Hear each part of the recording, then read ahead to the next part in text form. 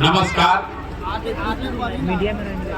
सबसे पहले तो आपने अपने गांव के इस प्रांगण में मुझे मेरी बात कहने का अवसर दिया है, आपसे मिलने का, आपसे परिचय करने का अवसर दिया है, उसके लिए तहे दिल से आपका शुक्रिया अदा करते हैं, आपका धन्यवाद करते हैं। देखिए, हमारा नाम है प्रशांत किशोर। हम नेता ना हैं, हम मंत्री विधायक ना हैं, हम तो मुखिया सरपंच भी ना हैं। बिहार के एगो साधारण परिवार के लड़का हैं। संकल्प ले ले बानी कि पूरा बिहार में गांव, शहर, कस्बा, देहात पैदल चल के जाए। वोट नहीं की मांगो, पैदल चले के संकल्प ले ले बानी। 175 दिन से पैदल चलतानी। सुबह से चले शुरू करीला, आ सांझ के जहाँ पहुंचल जाये ओजे रुकल जाये, आ काल फिर ओजा से चले शुरू कर जाये। पूरा बिहार करे में अभी कम से कम 1-1.5 बरिस और चले पड़ी। रवाई सोचत हो कब ये भाई आदमी पैदल काहे चलता। वोट हम लोग से मांगत नहीं की, और कोनो कामो ना करी। हम चलतानी रास्ता में, आदमी ढह के बतियावत कि कितना ओकरा दिक्कत बा। रवा घर नहीं थे, सड़क नहीं थे, रवा अनाज नहीं थे मिलत, पेंशन नहीं थे मिलत, लड़कन के पढ़े के व्यवस्था नहीं थे, रोजी रोजगार नहीं थे, आदमी बहुत कष्ट में बाढ़। रवा हमरा से चाहता नहीं कि हम कोनो मदद कर दी, तो हम मदद काहे नहीं की करब। अगर हम राउर मदद करब तो एक दिन आके मदद कर सकीला, जीवन भर तो मदद कोई ना कर सके। रउआ समझी कि हम नेता ऐसा आके मछली और रबड़ी नहीं बाटब, हम मछली मारे सिखावे आई बाटी। रउआ पहले समझी कि आखिर रउआ इतना गरीबी में काहे बानी। कि बात के अगर समझ ले तो अपने आप एकरा से निकले के रास्ता बन जाए। देखी, आज से रउआ गरीब नहीं थी, राउर परेशानी आज से नहीं थे। 40-50 बरिस पहले भी रउआ यही दशा में रही। जब रउआ लड़का होखो तब अतने परेशान रही। जे लड़का रहे जवान हो गई, जवान आदमी बूढ़ हो गईलन, मजदूरी करत करत, मेहनत करत करत, लेकिन जिंदगी सुधरत नहीं के। काहे नहीं के सुधरत, हम रउआ को बतावे आइल बानी। दुनिया भर में आदमी के बतावल गइल बा कि गरीबी से निकले के 3 गो रास्ता बा। एकरा के ध्यान से सुन के समझी। गरीबी से निकलने का 3 ही रास्ता है। पहला रास्ता है पढ़ाई।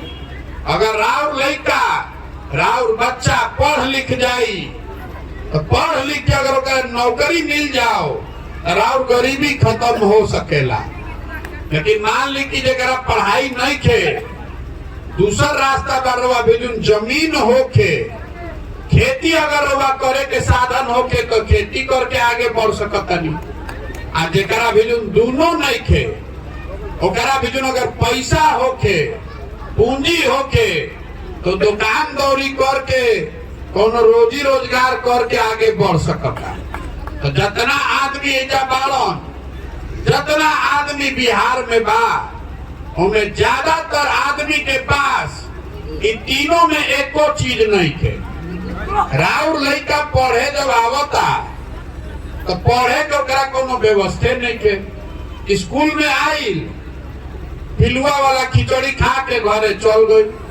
तो जब राउर लड़का पढ़ते नहीं थे तो मजदूर ना बनी तो कलेक्टर बनी, जब पढ़ी ना तो मजदूरे बनी। तो मान ली कि भैया पढ़े से क्या हुई, हम खेती करके आगे बढ़ती, और वह खेती से काहे नहीं की आगे बढ़त। देखिए, बिहार में 100 आदमी जे रहता ओमे 60 आदमी ऐसा बा जेकरा बिजुन एको धूर जमीन नहीं थे। रवा इतना आदमी बैठल बनी एहू में 100 में 60 आदमी के पास जमीन ना हुई। एजा गरीब के नाम पर राजनीति होता, लेकिन रवा के जमीन कोई नहीं खेते। आ जो 40 आदमी के पास जमीन बा, वो 40 में 35 आदमी के पास 2 बीघा से कम जमीन बा, बहुत छोटा जमीन बा, कम जमीन बा। तो जे खेती करता वो एजा कमाए खातिर खेती नहीं खे करत, वो खाए खातिर खेती करता। रउआ खेत में उतने उपजा पावतानी कि राउर बाल बच्चा के दाल भात मिल जाओ, एकरा से ज्यादा के उपाय नहीं खे। रउआ शिक्षा बाना आ खेती के जुगाड़ बाना। तो तीसरा रास्ता रउआ के बतैनी है पूंजी, पैसा होखे तो 5 गो भैंसे खरीद के अपन काम चला लेती। पैसा रही तो मुर्गी फार्म खोल लेती, मछली पाल लेती। पैसा रही तो कहीं दुकान दौरी कर लेती। तो बिहार में हर आदमी के औसत आमदनी बा 35,000 रुपया साल भर में। तो जे 35,000 रुपया साल में कमाता, तो मैं खाई का बचाई का कहाँ से व्यापार करी। तो रवा बिजुन शिक्षा बाना, खेती बाना और पैसा है नहीं खे, तो रवा गरीबी से निकलब कैसे। कतनो रवा मेहनत कली, कोई के वोट दे दी, कोई सरकार आ जाओ और दशा ना सुधर सके। जब तक यहाँ के लोगों के बच्चों के पढ़ने का व्यवस्था नहीं बनाया जाएगा, जब तक खेती के आमदनी वाला खेती ना बनावल जाए, और जब तक सबके हाथ में पूंजी ना दियाई, तब तक बिहार से गरीबी ना दूर हो। तो अब हमरा के 1 मिनट में समझावता नहीं कि राउर ई दुर्दशा काहे बा। एगो सवाल अभी पूछो, सबके सुन के जवाब देवे के बाद, सबके बोले के बाद मुंह से। बिहार में और कुछ होके चाहे ना, इतना तो सबके बुझाता कि लड़कन के पढ़े के व्यवस्था होके के चाहिए कि ना। फिर से सोच के बताएं, गलती मत बोलो। और कुछ होके चाहे ना, गरीब से गरीब के आप लड़का के बच्चा के पढ़े के व्यवस्था होके के चाहिए ना। सब कोई कहला अभी कि लड़कन के पढ़े के व्यवस्था होके के चाहिए। तो अब आज अपना अपना लड़कन के नाम पर ईमानदारी से दिल पर हाथ रख के बोली कि जितना आदमी खड़ा बा, जिंदगी में आपने पढ़ने के लिए पढ़ाई खातिर एको बार वोट दिया है? सोच के बताई, कोई दिले बा? कोई दिले बा भाई?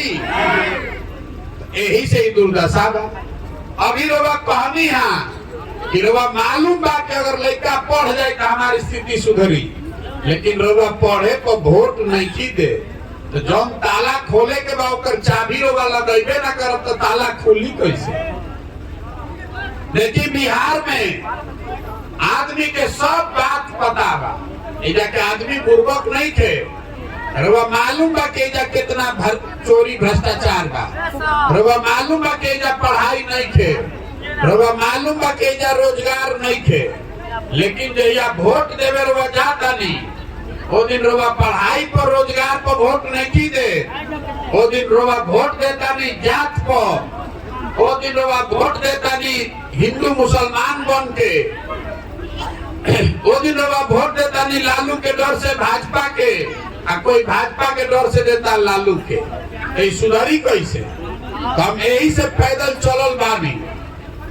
रवा से वोट नहीं की मांगो, हम रवा से वोट नहीं की मांगो, हम रवा से हाथ जोड़ के कहे आई बानी कि अगर आप अपने और अपने बच्चे का चिंता नहीं कीजिएगा तो कोई दल कोई नेता आपके बच्चे का चिंता नहीं करेगा। काहे करेगा भाई? जब रवा अपन लड़का के चिंते नहीं थे तो हम राउर लड़का के चिंता करो। राउर लड़का आवत है जब पढ़े, हम चलत नहीं पैदल, 50 को लड़का आगे दौड़त सब, आधा से ज्यादा लड़कन के तो शरीर पर शुद्ध कपड़ा नहीं थे। ज्यादातर बच्चों के पैर में हवाई चप्पल पढ़ल भी नहीं है। आज का बच्चा पढ़ने आता है तो पढ़त नहीं थे, वो खिचड़ी खा के घरे चल गई।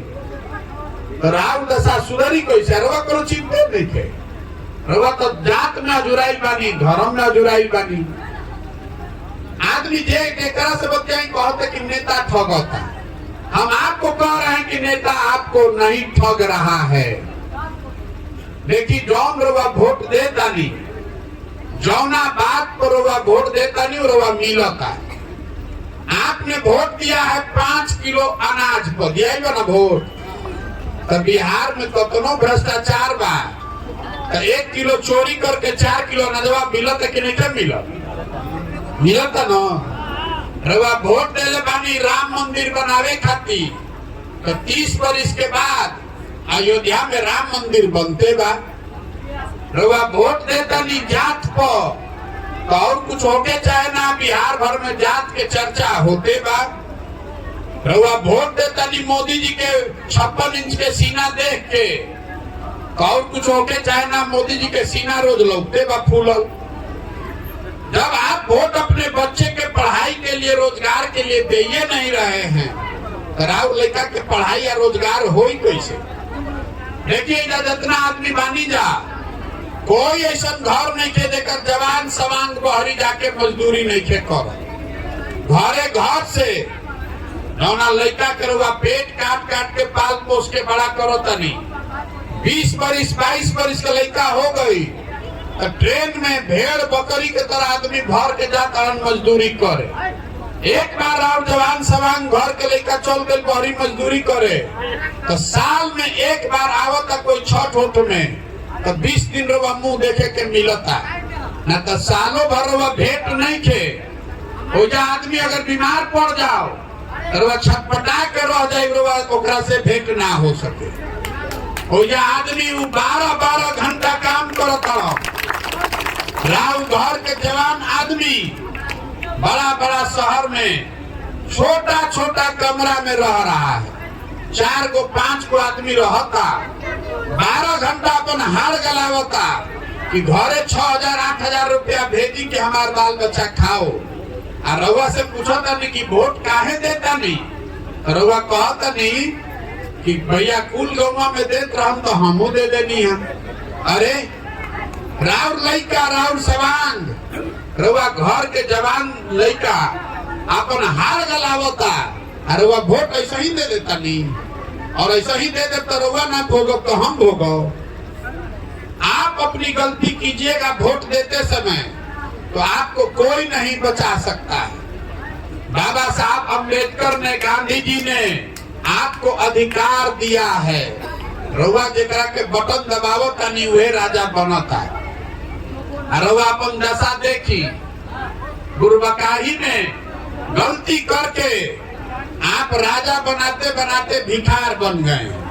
अब जे कुर्ता पैजामा पहन के लौक गई, ओकरा के आदमी धो लेता, ए भैया तनी नली गली बनवा दी, ए भैया तनी राशन कार्ड दिवा दी। अरे आप भिखार हैं, आपको अधिकार है राजा बनाने का, राजा बनाने का अधिकार है। अरे वो भिखार बन के घूमाता है। अरे आपके वोट का कीमत नाली गली नहीं है, आपके वोट का कीमत 5 किलो अनाज नहीं है। आपके वोट का कीमत है आपके बच्चे का भविष्य, आपके वोट का कीमत है शिक्षा और रोजगार। इन होके के चाहिए। रउआ बताई कि 5 किलो अनाज चाहिए कि सवांग के रोजगार चाहिए? सब कोई सोच के बताओ, 5 किलो अनाज चाहिए कि रोजगार चाहिए? रोजगार चाहिए ना। तब आप वोट दे 5 किलो अनाज को, तो वोट कोना पर पड़े के चाहिए? रोजगार पर पड़े के चाहिए ना। तो संकल्प अपने ले ली, बाकी चीज आप अपने आप सुधर जाएगा। जौना चीज पर वोट दे वो अपने आप बन जाए। राम मंदिर के नाम को वोट देनी, राम मंदिर बनो तो कि नहीं के बनो? अपना लड़कन के पढ़े खातिर वोट दे तो अपने आप पढ़ाई के व्यवस्था हो। ये समझावे आई बानी, समझ में आवे तो बहुत अच्छा, और ना समझ में आवे तो ये जाति धर्म नाली गलिया 5 किलो अनाज पर उलझल रही। लेकिन अगर उलझल रहो तो अपने बच्चों के भविष्य के लिए आप ही जिम्मेवार होइएगा। कोई नहीं सुधार सकता है, कोई सुधार सकेला है के आदमी कहता कि प्रशांत किशोर आई बड़ो ए भैया रउआ आगे आगे चली, रउआ सुधारी, हमनी के सब आदमी रउआ संगे बानी जा। तो हम रउआ कहता नहीं कि हमारा रउआ साथ ना चाहिए, हम आपको हाथ जोड़ रहे हैं, हमको आपका साथ नहीं चाहिए। जो समाज अपने बच्चों के साथ नहीं खड़ा है, आप हमारे साथ खड़ा होइएगा। रउआ अपन लड़का के संग में की खड़ा, राउर लड़का पढ़ लिख के घर में बेरोजगार बैठल बा, मजदूरी करता, और जात धर्म 5 किलो अनाज अपन लड़का के भविष्य बेचता नहीं, और वह हमारा संगे की कहो। हमारे साथ मत खड़ा होइए, अपने बच्चों के साथ खड़े होइए। संकल्प लीजिए कि नाली गली 5 किलो अनाज जाति धर्म पर वोट नहीं करेंगे। वोट अपने बच्चों का चेहरा देखकर उनके पढ़ाई और रोजगार के लिए करेंगे। एक नाम का बा जन सुराज। जन सुराज के मतलब का, सुराज मतलब सुंदर राज। केकर सुंदर राज, रउआ तो सबके बना के देख लेनी, लालू नीतीश कांग्रेस मोदी सबको आपने देख लिया। एक बार अपनी सरकार बनाइए, जनता की सरकार बनाइए, तबे आपके बच्चे का भविष्य सुधरेगा। नेता के राज बा तो नेता के जिंदगी सुधरल बा ना, राव राज हो जाए तो राव जिंदगी सुधर गई। अपना राज बनाइए, इसीलिए ये अभियान शुरू कैले बानी। ये प्रयास होके के चाहे कि ना होके के चाहे, प्रयास होके के चाहे ना। तो हम रवा से वोट नहीं की मांगो, चंदा हम कोई से ली ना, आपन चाय खिचड़ी टेंट तंबू लेके चलता नहीं, रउआ से मांगे आइल बानी राउर आशीर्वाद। काहे एगो गांव में सबे मान जाते से नाम न सुधरी बिहार, सब गांव में जाके समझावे के पड़ी। 40,000 गांव बा बिहार में, ये होई कैसे? हर मास के शरीर से कोई कर सकेला? बीचे में आदमी टंगा गई हो। 5 दिन रोगा घर से कोई बाबा धाम जाता, ओकर गोर फूल जाता, चलल ओकर मुश्किल बा। हम 175 दिन से चलता नहीं, अभी 1.5 वर्ष और चलो। कैसे चलता नहीं? अरे ये ऊपर वाले की कृपा है और आपका आशीर्वाद है। अगर रउआ बुझाता कि जो हम काम करता नहीं ठीक बा, यही से बिहार के बच्चन के भविष्य सुधरी, तो एक बार हाथ उठा के आशीर्वाद दी। बिहार के सुधारने के लिए आशीर्वाद दीजिए। है ना आशीर्वाद आपका? हाथों ना उठिया हो जाए, हाथ उठे के चाहिए। आशीर्वाद है ना आपका? करें ना प्रयास। देखिए एक और बात समझ ली, एक दिन में ना होई, एक दिन में नहीं होगा। फर्श पकाई जाम जाता, ओकरा करवा कैसे छोड़ावत नहीं? बैठ के झाड़ू से ईटा से रगड़ के छोड़ावे पड़ता। वैसे ही बिहार के समाज में रउआ जात के धर्म के इतना काई जाम गइल बा कि जब तक ओकरा के साफ ना कइल जाए तब तक बिहार ना सुधर सके। यही से ही प्रयास करता नहीं। अब एगो नारा बोलवाई, सबको बोलना है। हम बोलेंगे जय बिहार, आपको बोलना है जय जय बिहार। जय बिहार, जय बिहार, जय बिहार। हम रवा से नारा काहे बोलवाओ त नहीं समझी। हमनी के लइका बिहार से जाता बाहरी पढ़े, कोई मजदूरी करे जाता, तो जेकरे मन होता वह करिया देता, 2 थप्पड़ मार देता। हर दिन पूरे देश में बिहार के लोगों को बिहारी कह के जलील किया जाता है। बिहारी मतलब बुर्बक, बिहारी मतलब अनपढ़, बिहारी मतलब बेवकूफ। अरे हम के सब आदमी बेवकूफ बनी जा, हम लोग बेवकूफ नहीं हैं। यहाँ के नेताओं ने हम लोग को बेवकूफ बना दिया। अरे तो ज्ञान की भूमि है बिहार। देवताओं को भी बिहार में आकर ज्ञान मिला है। एक बार आप जग जाइएगा, अपने बच्चों के लिए संकल्प लीजिए कि बिहार में इतनी अच्छी व्यवस्था बनाएंगे कि हमनी के लड़कन के पढ़ाई या रोजगार खातिर कहीं दुनिया में ना जाए पड़ी। कि संकल्प लीजिए, तभी बिहार सुधरेगा। और ना तो हमनी के लड़का बहरी जाइए सन आ जेकरे मन होई हुए दू थप्पड़ मारी आ गाली दी। तो बदले के चाहे कि ना बदले के चाहे? बताइए, बदलना चाहिए कि नहीं बदलना चाहिए?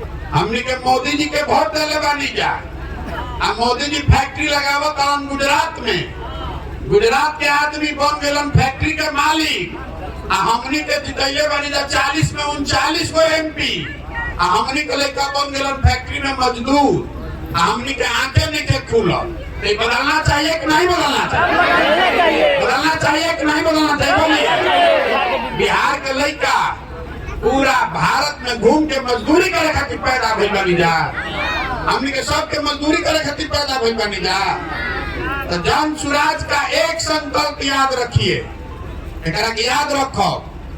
जिस दिन आपकी सरकार बन गई, जन स्वराज आ गया, वो में साल भर के अंदर नाली गली बनी चाहे ना, रुआ अनाज मिली चाहे ना, साल भर के अंदर जितना आदमी बहरी जाके मजदूरी कर रहा बा आ जौन लेके जा बेरोजगार बैठल बाड़न, सब खातिर 10 से 15 हजार रुपया के रोजगार के व्यवस्था इजे कइल जाई। होके के चाहिए ना? होना चाहिए ना भाई? हाथ उठाकर बताइए, होना चाहिए ना? हमने क्या अनाज चाहिए कि रोजगार? फिर से बताएं, रोजगार चाहिए ना? आज जाति चाहिए कि बच्चों का पढ़ाई चाहिए? पढ़ाई चाहिए ना? याद रखिए, अतने याद रखो तो बिहार सुधारे के जिम्मा हमार बा ना। अगर सुधरी तो हमार गर्दन रुआ पकड़ ले। खाली पढ़ाई या रोजगार को वोट दी, देवे के बाद ही जिस दल को देना है दीजिए, लेकिन पढ़ाई और रोजगार के लिए वोट दीजिए। यही हाथ जोड़कर कहने आए। अब एक साथ हम एक अपन बात खत्म करब। हम एजा से जाता नहीं, अभी आगे 2-3 किलोमीटर हमरा और चले के बाद एकरा मन होके उस संगे चलो। आ जेकरा नहीं मन एजा गाना गाओ, बैठ के आराम करो। जेकरा झंडा लेवे के बा ले जाई, झंडा जे ले ले बा एकरा के घर में लगाई, लड़कन के खेले खातिर ना हो। तो गांधी जी के फोटो लागल बा, उसका अपमान नहीं होना चाहिए। ठीक बा? तो एजा जुटल बानी, ऐसे बहुत बहुत धन्यवाद।